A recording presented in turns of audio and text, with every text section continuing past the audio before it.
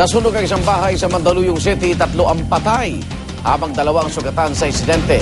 At para sa iba pang detalye, may live report si Jay Sabale. Jay? Igan, 3 ang patay at 2 naman ang sugatan sa sunog na naganap sa 2 palapag na bahay sa may Basilisa Street, Barangay Namayan, Mandaluyong City. Ang mga nasuwi ay kinilala ng mga bumbero na sina Eduardo Yanco Sr., ang asawa niyang si Norma at apo nilang si Lester Yanco. Sugatan naman ang mag-asawang Eduardo Yanco Jr. at misis nitong si Milagros Yanco na kapwa isinugod sa Mandaluyong Medical Center. Nagsimula ang sunog pasado alas 12 na madaling araw na umabot sa ikalawang alarma. Napula ang sunog ganap na 1:24 ng umaga, tinatayang mahigit 1 milyong piso ang halaga ng natupok ng apoy. Hinihinalang nagsimula ang apoy sa ikalawang palapag, ngunit under investigation pa rin ang sanhi ng apoy. Probably nagsimula siya dito sa room ng mag-asawa kasi yun ang most total damage.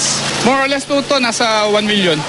Yung batang lalaki, yung anak ng boyet, nakakalabas na dyan sa terrace at pinalulundag na ng mga tao, pero may narinig na tawag sa kanya kaya bumalik sa loob ng bahay.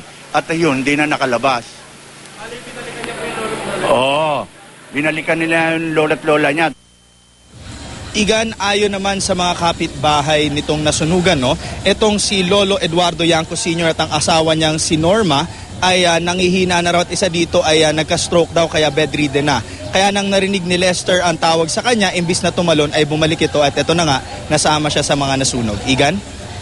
Maraming salamat, Jay Sabale.